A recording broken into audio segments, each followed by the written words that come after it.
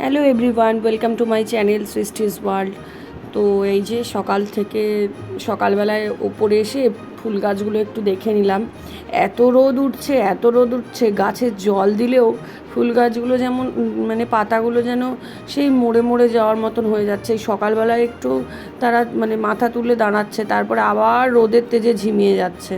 তো এই যে ফুল গাছগুলো দেখে নিয়ে তুলসী গাছে জল দিয়ে কিছুটা ফুল তুলে নিয়ে আগে গপুকে উঠিয়ে নেবো ঘুম থেকে, তারপরে দিনটা এইভাবেই শুরু করব। তারপরে বাকি যা কাজ সেগুলো তো হবেই। এটা আমার সকালে উঠেই এটা হলো আমার প্রথম কাজ। একটু ফুল গাছে জলও দিয়ে দিই, তা না হলে গাছগুলো সকালবেলায় এত সুন্দর ফুল হয়ে থাকে, আর এই রোদের তেজে গাছগুলো মনে হচ্ছে একদম অস্থির হয়ে উঠেছে। তো সেই কারণে গাছগুলো এত ঝিমিয়ে গেছে, ফুল হচ্ছে কিন্তু ফুলগুলো মনে হচ্ছে যেন একদম সেই নেতিয়ে নেতিয়ে বাসি ফুলের মতন লাগছে, রোদের ফুলগুলো এমন হয়ে যাচ্ছে। সকালবেলা একটু গাছগুলোকে চান করিয়ে দিই আমি, তারপরে গাছে একটু জল দিয়ে ফুল তুলে গপুকে ওঠাই। এইভাবেই পরপর চলতে থাকে একটার পর একটা। গপুকে ঘুম থেকে তুলে ঘি মাখিয়ে স্নান করে জামা প্যান্ট পরিয়ে দিচ্ছি। গপুকে জামা প্যান্ট পরিয়ে গপুকে রেডি করে তারপরে বাকি কাজগুলো শুরু হবে। দুই মেয়ে আর গপু, সকালে উঠে এই হলো ডিউটি, দুই মেয়েকে রেডি করা আর গপুকে রেডি করা। গপু স্নান করে ড্রেস পরে বসে পড়েছে। গপুকে ফুল আর তুলসী পাতা দিয়ে দিলাম। এরপর গপুকে একটু খাবার দিয়ে তারপরে আমার ঠাকুরঘরের কাজ এখনকার মতন মোটামুটি শেষ। নিচে যেয়ে তারপর বাকি যা কাজ সেগুলো করব। ফুল গাছগুলো নিয়ে আমি খুব চিন্তিত। ফুল গাছগুলোর এমন অবস্থা, সন্ধেবেলা একবার জল দিই, রাত্রে পারলে একবার জল দিই, আমারও হয়ে ওঠে না সব সময়। তো এবারে আগে ওই কাজগুলো করে আসি, সকালবেলা একটু গা ধুয়েই আগে গপুকে উঠিয়ে আসি। তারপরে যা গরম, আবার বেলাতে দুবার তিনবার সারাদিনে চান করতে হয়। যে একটু এই জানলাগুলো না প্রতিদিন এত জানলা দরজা, একদিনে তো সব পারি না। একদিন এক একটা করে জানলা দরজা মোছার চেষ্টা করি। আর যা ধুলো উঠছে, তো এই জানলাটা একটু মুছে নিচ্ছি।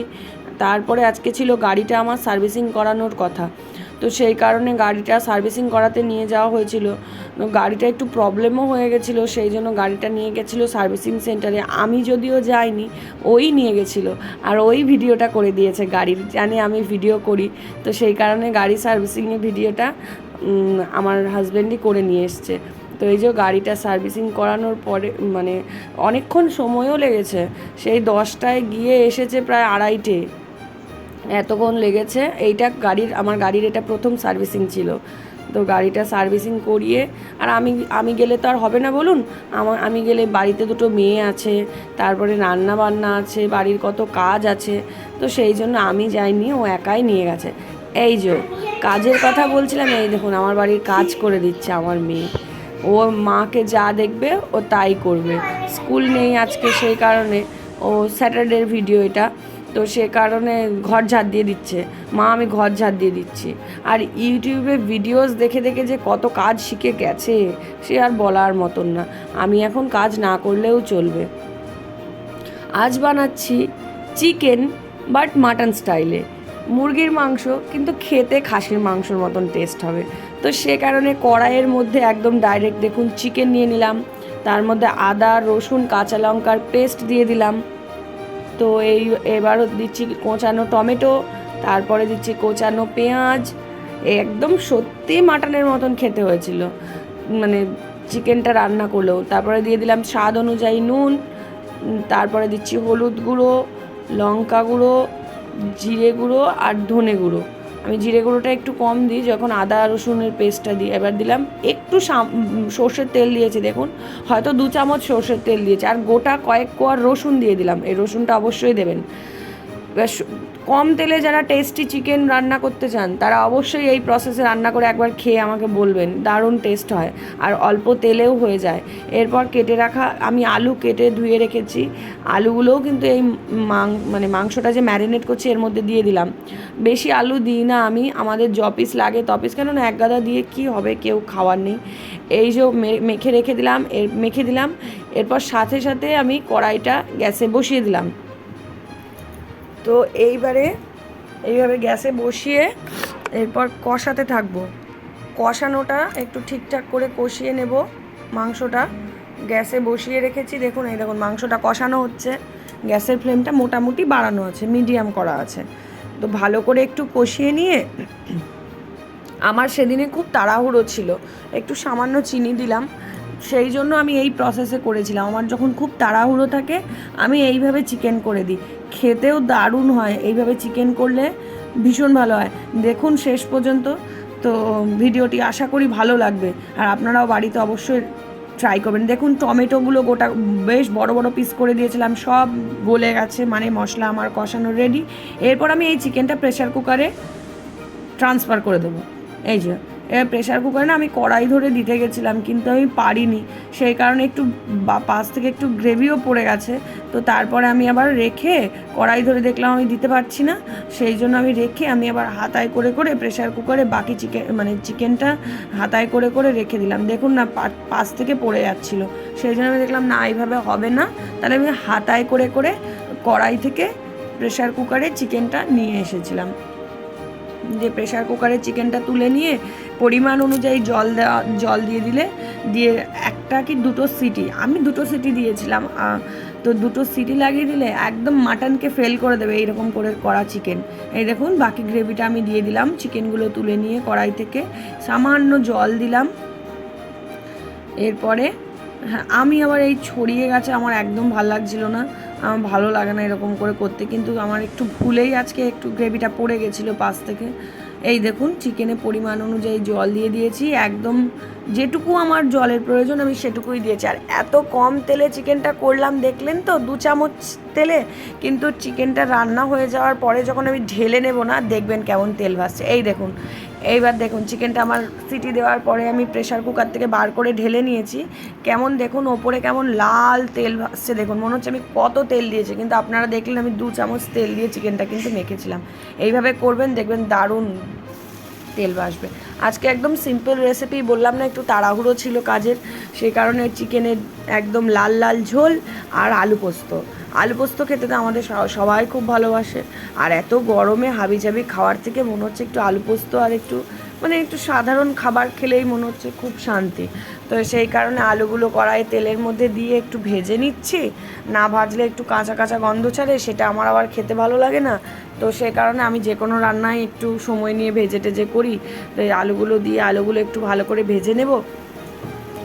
আলু পোস্ত আমাদের বাড়ির সবার পছন্দ, কেউ বলবে না আলু পোস্ত খাবো না। এই একটি এমন তরকারি যেটা সবাই খেতে ভালোবাসে।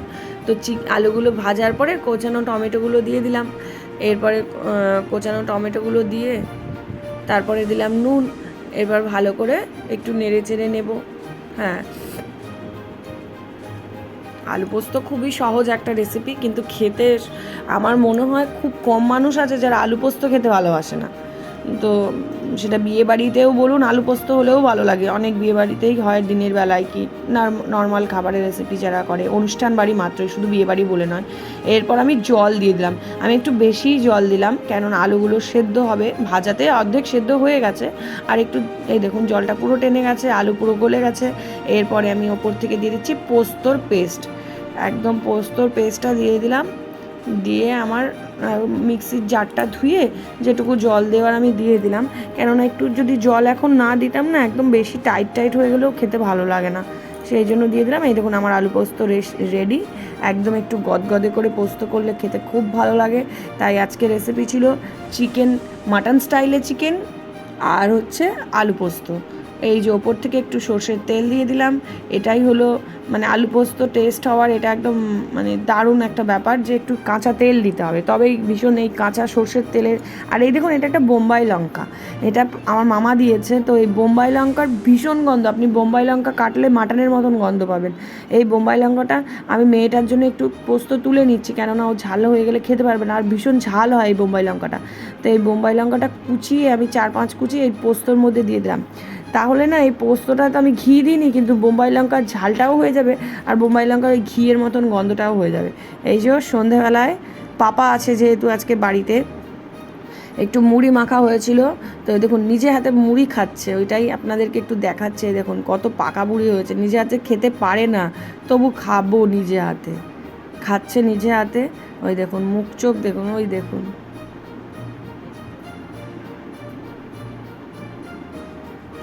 দুষ্টুমি চোখে মুখে। তো সব কাজ সারাদিনের হয়ে গেছে, চা করতে যে একটু চাও পড়ে গেছিলো। তো এইভাবেই আজ সারাদিনটা কেটে গেল। লাঞ্চ, তারপরে ডিনারটা আর আপনাদের দেখালাম না বানানো, কেননা ব্লগটা তাহলে অনেকটা বড় হয়ে যাবে, তো সেই কারণে।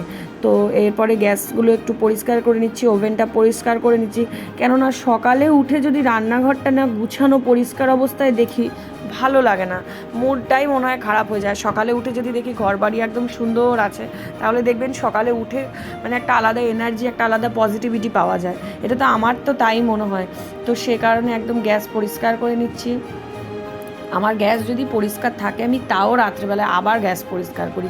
তাও আজকে তো একটু চা করতে যে দুধটা পড়েও গেছিলো গ্যাসে, তো সেই কারণে একদম গ্যাস এই মানে দেওয়ালগুলো একটু ছিটে যেতে পারে, তো সেই জন্য আমি প্রত্যেক দিন মুছে নিই। প্রতিদিন যদি করতে থাকি না, তাহলে একদিনে অনেকটা প্রেশার পড়ে না, সেই জন্য আমি প্রতিদিন এটা করেই নিই। হ্যাঁ, তো যত যাই হোক, হ্যাঁ বাচ্চাটার যখন শরীর খারাপ হয়েছিল পারছিলাম না বেশি সময় দিতে কাজের দিকে, কেননা এই সময়গুলো তো পারা যায় না, আগে তো বাচ্চাটাকে দেখতে হবে বলুন না, আর আমার শরীর খারাপ হলে তো আলাদা ব্যাপার। কিন্তু এটাই হলো ব্যাপার, যে চেষ্টা করি অল্প অল্প করে সবটা করে নেওয়ার। একদিনে অনেকটা করতে পারি না, একা হাতে সবটাই তো করা, সেই জন্য। এই যে গ্যাসটা খুব ভালো করে মুছে নিলাম, এরপরে হয়ে গেল, একটু টাইলসগুলো মুছে নিচ্ছি, কেননা কখনো তেল ছিটে যায়। তো এটাই হলো আমাদের, তো সকাল থেকে রাত অবধি এইভাবেই চলে যায়। তো এই যে গ্যাসের বার্নারগুলো ধুয়ে লাগিয়ে দিলাম। আজকের ভিডিওটা কেমন লাগলো অবশ্যই জানাবেন, আর ভালো লাগলে অবশ্যই একটি লাইক করবেন, অবশ্যই একটি শেয়ার করবেন, সাবস্ক্রাইব করবেন, একটু আমার পাশে থাকবেন। আমি প্রচণ্ড চেষ্টা করছি ভালো করে ভিডিও বানানোর, ভিডিও দেওয়ার। আমার আসলে এইসব বিষয়ে অত জানা নেই, কিন্তু আমি চেষ্টা করছি করার। আমাকে একটু সাপোর্ট করবেন আপনারা, একটি কমেন্ট করবেন, আপনাদের এত ব্যস্ততার মধ্যে থেকে একটি কমেন্ট করবেন, একটু লাইক করবেন, একটু শেয়ার করে দেবেন, যাতে আমি একটু এগিয়ে যেতে পারি। তো এটাই আপনাদেরকে বলার ছিল। অনেক ধন্যবাদ আমার ভিডিওটা দেখার জন্য। সবাই ভালো থাকবেন, সুস্থ থাকবেন। আবার কাল আসছি আরেকটি নতুন ভিডিও নিয়ে। টাটা।